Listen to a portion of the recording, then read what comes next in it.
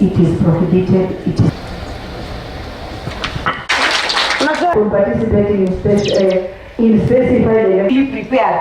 Number one, it's issues with the legal reform. Elections ziwe nzuri na security.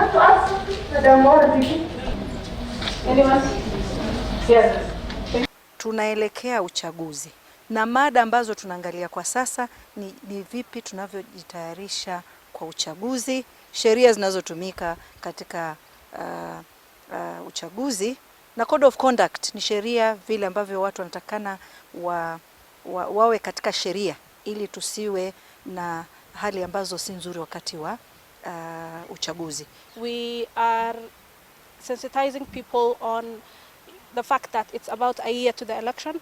A lot has to be done. A lot has changed. The law has to be abided by. We have both, IBC has its code of conduct. Political parties also have their code of conduct. And in that spirit, people have to be aware of, what is expected of them. All the citizens, we are trying to strengthen their participation in the election because, as you know, from the elections to capacity them to effectively be able to participate in elections. We want them to own what is their role. We have very good roles in Kenya, but we want citizens to own up into their roles. What is their role in making it the strengthening of the electoral process?